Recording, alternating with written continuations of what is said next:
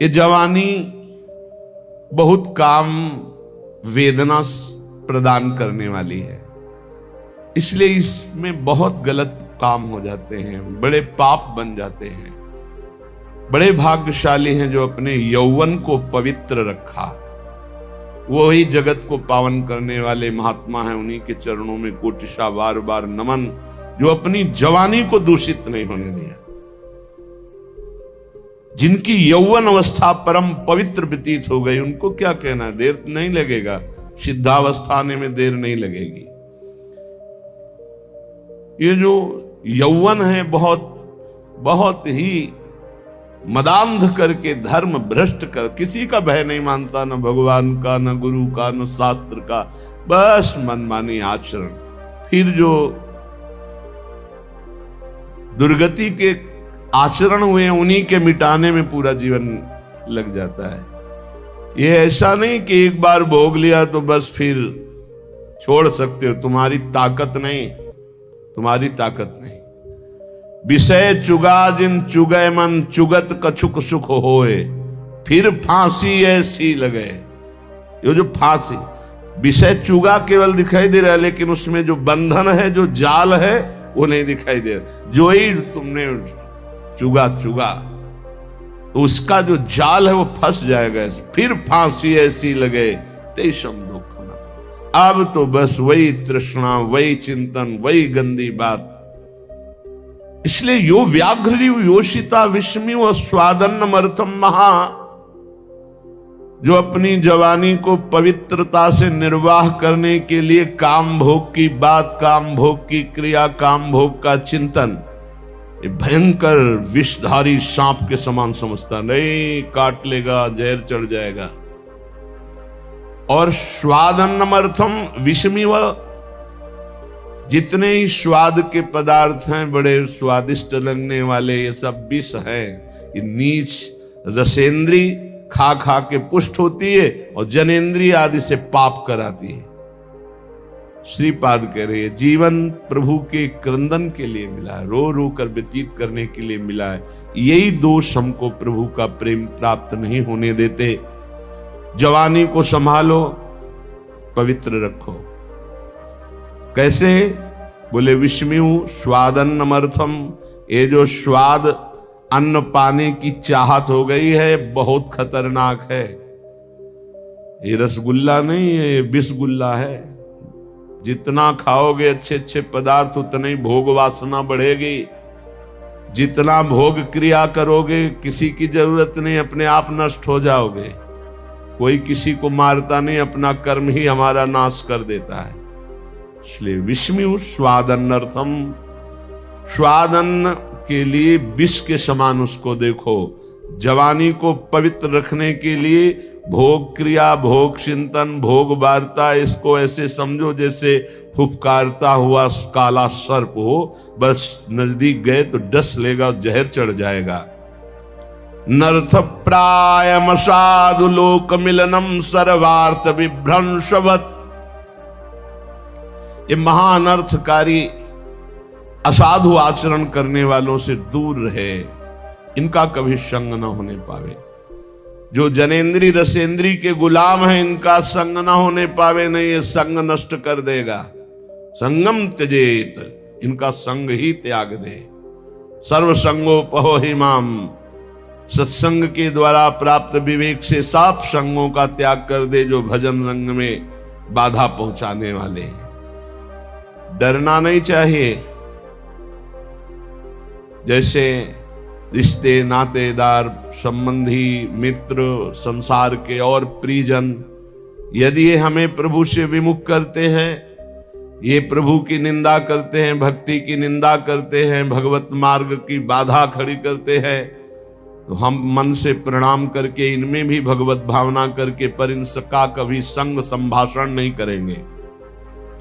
श्रीपाद के अनर्थ प्राय मसाध लोक मिलनो सर्वार्थ विभ्रंशवत, ये अनर्थ पैदा करने वाले असाधु भगवत मार्ग के विमुख जो है, इनका कभी संग मत करो। ये आपके परमार्थ स्वार्थ सबका नाश कर देंगे।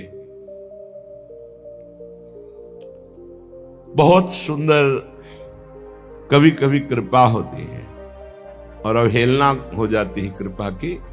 फिर जीव जो पछताता है, अब जो हृदय में बिना भजन किए आनंद की स्फूर्ति होती है गुरुजनों की कृपा से, तो उसको रोकने के लिए तप की, साधना की, संयम की बाड़ लगानी चाहिए।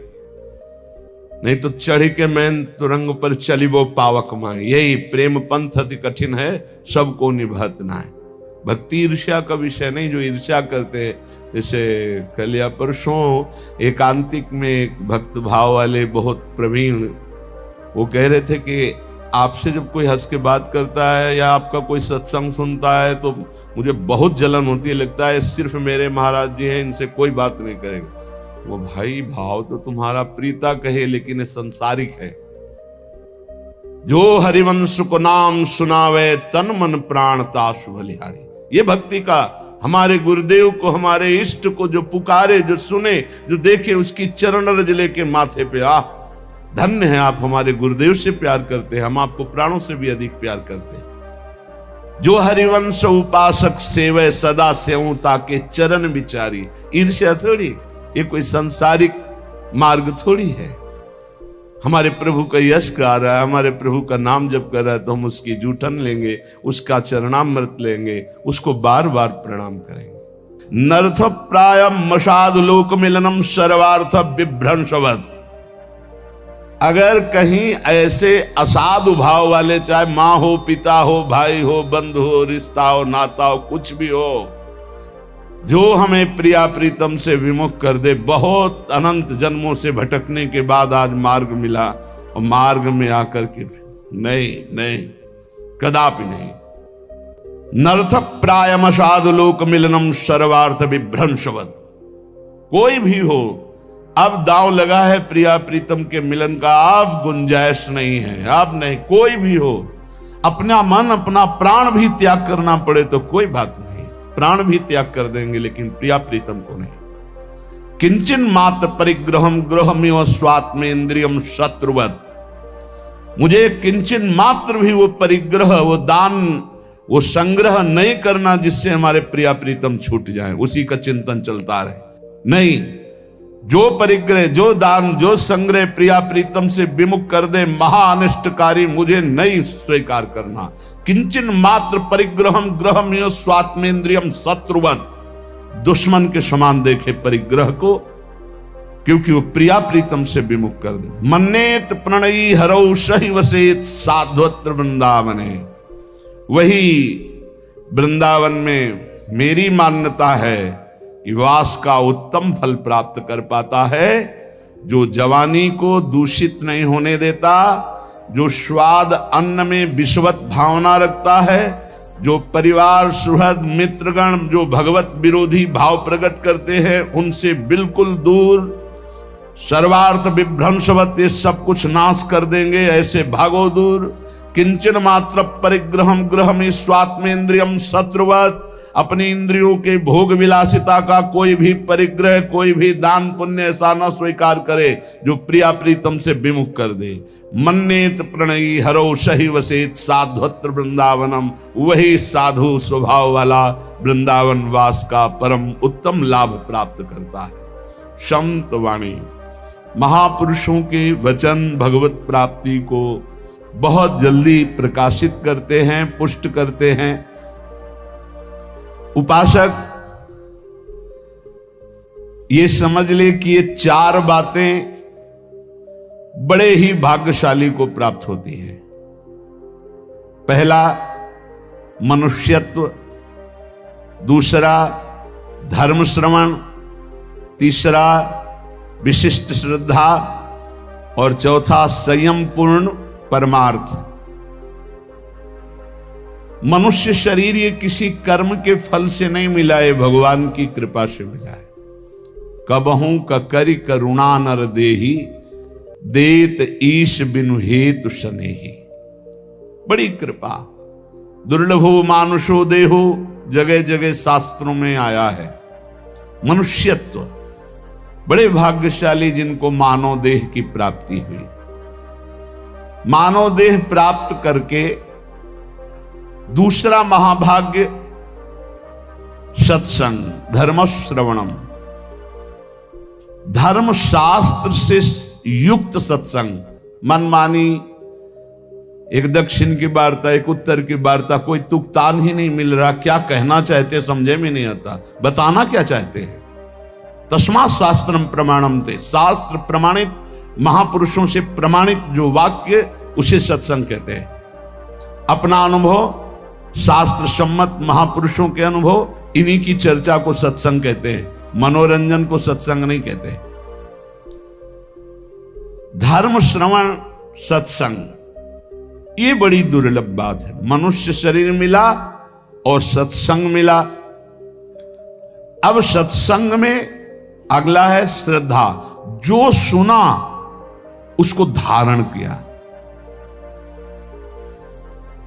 जो मनुष्य शरीर प्राप्त करके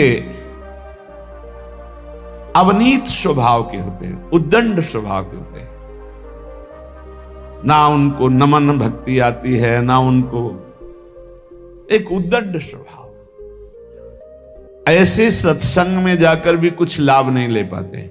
खलऊ करें भली पाई सुसंगु, मिटे न मलिन स्वभाव भंगु। वो अभिमानी जन, वो दुष्ट स्वभाव वाले, भगवान की कृपा हुई, साधु दर्शन साधु संग, लेकिन वो लाभ नहीं ले पाते। अवनीत को विपत्ति ही मिलती है, भगवत संपत्ति नहीं। अवनीत को, दुष्ट स्वभाव, उद्दंड अभिमानी को दुर्दशा ही प्राप्त होती है। जो विनीत है वही शिक्षा को प्राप्त कर पाता, विनयशील नम्र। इसीलिए कहा महापुरुषों के पास जाओ, प्रणिपातेन साष्टांग दंडवत, हाथ जोड़कर बड़ी धन्यता से, तब वहां तुम ग्रहण कर पाओगे। अंजलि चढ़ाकर माथे पर हाथ रखकर सम्मान प्रदर्शित करते हुए मन वचन शरीर से विनयवनत होकर के तब सत्संग का लाभ लिया जाता है। बोले संयम पुरुषार्थ। अब जो सत्संग में सुना पूर्ण विश्वास के साथ, वैसे ही संयम और खूब परमार्थ का पुरुषार्थ, जान लगा करके एक बार जैसे कहा, दांती पीसते हुए कमर कस के हमको चढ़ जाना इस चढ़ाई पर। निरंतर नाम जप, निरंतर भजन, असत आचरणों का त्याग। जो मानव शरीर प्राप्त करके सत्संग मिला पर उस पर श्रद्धा नहीं है, तो 20 साल सत्संग सुनने पर परिवर्तन नहीं होगा। और अगर श्रद्धा है तो उसका परिणाम है कि वो तत्पर हो जाएगा, वैसे ही आचरण करने लगेगा, सत्संग में जैसा कहा गया है। तो मानव शरीर, सत्संग और सत्संग पे श्रद्धा, और श्रद्धा का स्वरूप है यथार्थ जो बोला जा रहा है उसे अपने जीवन में उतार लेना, और दिव्य पुरुषार्थ, खूब मेहनत करके साधन भजन करना। ये 4 बातें बड़े सौभाग्यशाली में होते हैं। जो तपस्वी मनुष्य शरीर पाकर सत्संग सुनकर श्रद्धानुसार पुरुषार्थ करता है, वो अपनी अंतरात्मा में ही भगवत साक्षात्कार कर लेता है, हृदय में ही। जो प्रमादी पुरुष होता है वो धन का केवल चिंतन करता है कि चलो सत्संग में चलते, कोई उपाय मिले जिससे धन मिल जाए। सत्संग करते हैं धन के लिए, सत्संग सुनते हैं धन के लिए। वो प्रमादी पुरुष होता है, प्रमत्त पुरुष होता है। जो अप्रमत्त है वो भगवान की प्राप्ति के, कहां जाऊं, कैसे कोई मुझे बता दे, कैसे भगवत प्राप्ति होगी, कैसे मैं काम आदि दोषों पर विजय प्राप्त करके स्वरूप बोध प्राप्त करूं। संसारी मनुष्य अपने प्रिय परिवार के कुटुंबियों के लिए बुरा से बुरा पाप कर्म करता है, और जब मरता है तो अकेले उसको फल भोगना पड़ता है। अकेला दुख, अकेला यहां से जाता है, अकेला दुख भोगता है। कोई भी घर परिवार का नरक में बंटवारा नहीं करता जाके। इसलिए कुटुंब के मोह में फंसकर पाप कर्म ना किया जाए। जो संयम नियम पूर्वक जीवन व्यतीत करता है वही इन भोगों से बच पाता है। नहीं तो एक काम भोग इतना लुभावना है कि बड़े बड़े संयमी पुरुषों का मन आकृष्ट हो जाता है और भ्रष्ट हो जाते हैं। साधक हर समय अंतःकरण की शोध करता रहे कि कहीं काम ने दबाव तो नहीं कर दिया, कहीं क्रोध तो हमारे अंतःकरण पर प्रभाव नहीं कर रहा, कहीं अहंकार तो नहीं छा रहा है। अगर ऐसा है तो संपूर्ण माया अपना प्रभाव दिखा देगी। काम क्रोध अहंकार हृदय में है तो सावधान। जैसे वृक्ष का पत्ता पतझड़ ऋतुकालिक रात्रि समूह के बीत जाने पर पीला होकर गिर जाता है, ऐसे ही तुम्हारी आयु समाप्त होने पर इस शरीर नष्ट हो जाएगा। इसलिए एक क्षण भी पाप कर्म में मत लगाओ। जैसे ओस की बूंद ऐसे पत्ते पर हिलक रही है, बस वो गिरने ही वाली है, ऐसे ही तुम्हारा जीवन नष्ट होने वाला है। इसलिए तुम एक क्षण भी असावधान मत रहो, हर समय नाम जप करो, पता नहीं वो बूंद कब गिर जाए। जैसे पानी का बुलबुला बस फूटने वाला है, जितने सेकंड टिका हुआ है, ऐसे ही तुम्हारा शरीर नष्ट होने वाला है। जितने श्वास टिकी हुई है, बस क्या करो। इसलिए तुम एक क्षण भी असावधान न रहो, हर समय राधा राधा कहो। अनेक प्रकार के विघ्नों से युक्त अत्यंत अल्पायु है। इस अल्प आयु वाले मानव देह को प्राप्त करके बहुत शीघ्र भगवत प्राप्ति कर लो, एक क्षण भी प्रमाद न करो। जैसे कमल शरत काल के निर्मल जल को भी नहीं छूता, अलिप्त रहता है, उसी प्रकार तू संसार की समस्त भोगासक्तियों से अलिप्त रह।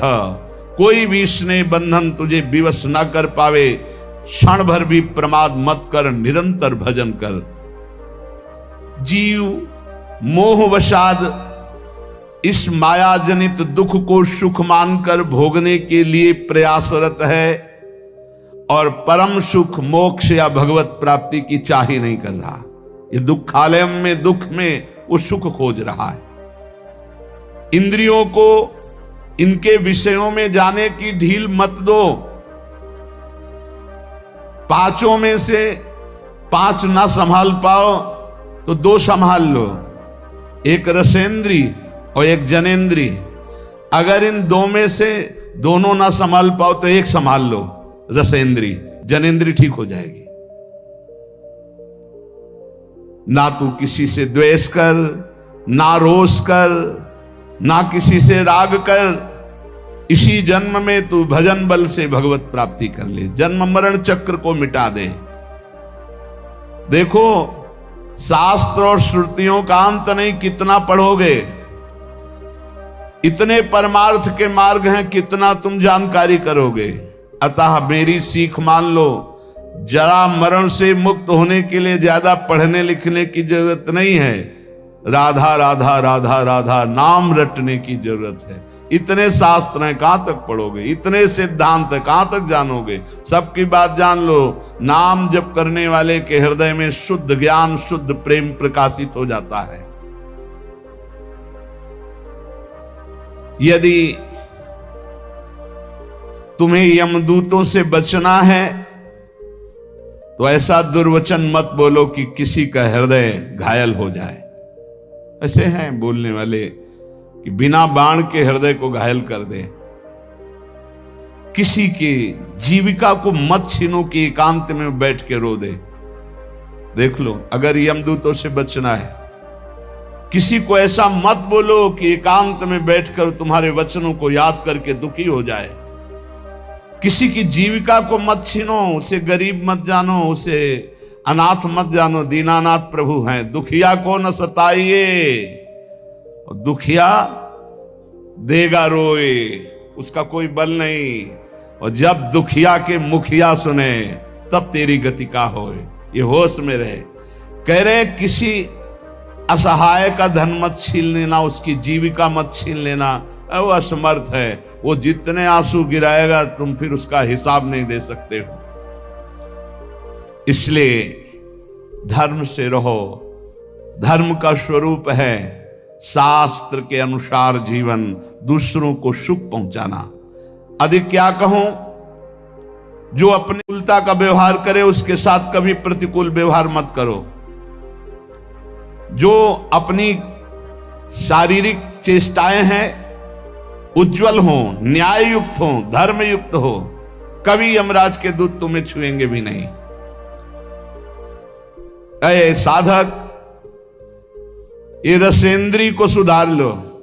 अलग अलग महापुरुष कहे ये स्वादिष्ट भोजन नहीं, ये पूरा जीवन बर्बाद करने वाली वस्तु है। खाते खाते मर गए, कभी तृप्ति नहीं, कभी तृप्ति नहीं। हे दुष्ट, गजब हो गए, भोगते भोगते मर गए। कभी ये नहीं कहती कि बस आज क्या ये हाथ ऐसा ऐसा बना ले, ये वो खाते खाते पूरा जीवन व्यतीत हो गया। हाँ, खाओ, पचाओ, सोचो जरा, कभी उबो यार, खाते खाते उबो, कभी भोगते भोगते उबो। बहुत बहुत विचित्र है, बहुत विचित्र है। रसेंद्री इसीलिए बार बार महापुरुष कह रहे स्वादिष्ट भोजन से बचो, ये जीवन का नाश करने वाला है। ये कोई सौभाग्य नहीं कि हमें मनमानी बहुत सुंदर भोजन मिल रहा है। देखो, स्वाद के चक्कर में ही मछली फंस जाती है। वो कांटे में होता है चारा, चारे के लोभ से ऐसे उसको कांटा नहीं दिखाई देता, चारा दिखाई देता है। ऐसे ही साधक, स्वादिष्ट भोजन के अंदर एक कांटा है, आसक्ति भोगों की, जो जनेंद्री को प्रबल करके वासना में लगा देगी। और सुनो, किसी के रूप में मत फंस जाना। पांच भौतिक ये रूप अगर नेत्रों को प्रिय लगने लगे तो प्रियालाल के रूप देखने का अधिकार खो दोगे। अरे जीव, तू एकमात्र भगवत प्राप्ति के लिए मानव देह में आए, इसलिए रसेंद्री, जनेंद्री, घ्राणेंद्री, श्रवणेंद्री, त्वगेंद्री सबको संभालो और प्रभु के चरणों में लग जाओ। एक आदमी जानता है सब कुछ पर करता नहीं है, तो क्या फायदा जानकारी का, शास्त्रों के स्वाध्याय का, संत समागम का क्या लाभ मिला? तुम्हें बहुत जानकारी है पर तुम अपने आचरणों पे नहीं उतारते हो। एक आदमी है जानता नहीं पर जितना जाना चल दिया वो पहुंच जाएगा। इसलिए ज्यादा शास्त्रों की जानकारी के चक्कर में मत पड़ो। जितना जानते हो उतना आचरण में उतार लो। वही मोक्ष पाता है जो जितना जानता है उतना आचरण में उतार लेता है। जो सच्चा साधक होता है वो अंदर में अपने जितनी जानकारी है उसके अनुसार चलता है। वो कभी विपत्ति से विचलित नहीं होता। जीवन का सार यही है उपासक, भयानक से भयानक परिस्थिति आने पर भी प्रभु का चिंतन न छूटने पावे, धैर्य न छूटने पावे, किसी और का सहारा न ले लेना। ये सब महापुरुषों की बातें हैं, पकड़ लो। बहुत आनंद प्रदान करने वाली बातें हैं।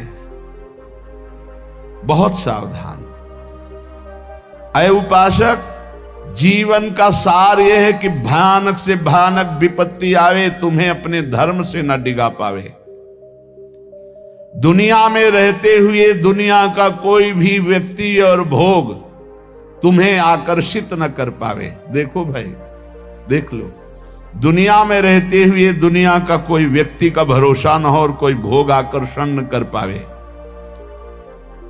हमारी चाहे अंग अंग काट दिया जाए पर हम अपने धर्म को नहीं छोड़ सकते। ऐसे निष्ठावान हम अपने धर्म, देखो यहां काटने मारने की तो कोई बात है नहीं, थोड़ा प्रलोभन आया और भ्रष्ट हो जाते हैं। अरे कह रहे हैं, यहां लिखा है, अय उपासक, भयानक से भयानक विपत्ति की परिस्थिति में भी अपनी निष्ठा से चलायमान नहीं होना है। चाहे काट दिया जाए तो भी हम अपनी निष्ठा से चलायमान नहीं, तभी भगवत मार्ग पुष्ट होता है। पाप कर्म में कभी रति मत करना। ध्यान से सुनो, जो प्रश्न करते हैं कि पापी लोग बड़े सुखी दिखाई देते हैं, ये ताजे दूध की भांत पाप कर्म होता है। जैसे ताजा दूध न फटता है तुरंत और न विकार को प्राप्त होता है, पर आगे चल करके वो दुर्गंध युक्त हो जाएगा। ऐसे अभी अभी पाप हुआ है तो पूर्व के पुण्य काम कर रहे, सब काम बनता चला जाए, लेकिन वो पाप कर्म ढकी हुई आग के समान है। जिस दिन वो अपना रूप धारण करेगा भस्म कर देगा, तुम्हें नष्ट कर देगा। इसलिए जब तक तुम्हारा पाप भजन के बल से नष्ट नहीं हो जाता, तुम्हारा पीछा करता, विश्व में कहीं भाग के चले जाओ, वहीं तुम्हें दंड दे देगा तुम्हारा पाप कर्म। मत एकत्रित करो पाप कर्म, डरो पाप कर्म करने से। वो सुरक्षित तब तक पीछा करेगा जब तक तुम्हारा नाश नहीं कर देगा। दुष्ट स्वभाव के मित्रों का कभी भी संग ना करो। उत्तम स्वभाव वाले ही भगवत मार्ग के पथिकों से मित्रता करो। सब पर भगवत भाव पर दोस्ती नहीं। जैसे ठोस पहाड़ को हवा नहीं उखाड़ सकती, ऐसे ही निष्ठावान को कोई विपत्ति निंदा विचलित नहीं कर सकती। जैसे सारथी घोड़ों की लगाम खींचे हुए सही मार्ग पर चलाता है, ऐसे ही अपनी बुद्धि को पवित्र रखो। इंद्रिय रूपी घोड़ों की लगाम रूपी मन को खींच करके सतमार्ग पर चलाते रहे। बुद्धि शुद्ध कैसे होती? ईश भजन सारथी सुजाना। इष्ट देव का भजन करो तो सारथी सुजान, बुद्धि बहुत ज्ञानमयी हो जाएगी। यदि तुमसे कोई पाप बन जाए तो दोबारा करना मत, तो तत्काल उस पाप का प्रायश्चित करके उसे भस्म कर दो, नहीं वो तुम्हें नष्ट कर देगा। दोबारा करना नहीं। और जो हो गया है उसका महापुरुषों से पूछो क्या प्रायश्चित है, और वो जो बता दे वही कर दो, उससे भस्म हो जाएगा। और यदि पुण्य कर चुके हो, पुण्य किए हो, तो उसे बार बार करो पुण्य कार्य को, और कभी किसी से बताना नहीं, तो तुम्हारा पुण्य तुम्हें लाभ प्रदान करेगा। ध्यान दीजिए, पाप कर्म हो तो दोबारा करना नहीं, महापुरुषों से बताकर उसका प्रायश्चित तत्काल उसको भस्म कराओ, नहीं तो वो ब्याज सहित दंड देगा। और पुण्य किया हो तो किसी से बताना नहीं, और बार बार सुकृत धर्माचरण करो, वो तुम्हें महासुख प्रदान करेंगे। लेकिन पाप करोगे तो कोई जान भी नहीं पाएगा, पुण्य करोगे तो माइक से हल्ला मचाओगे, 4 लोगों को बताओगे, पोस्टर भी छपवा देते हैं।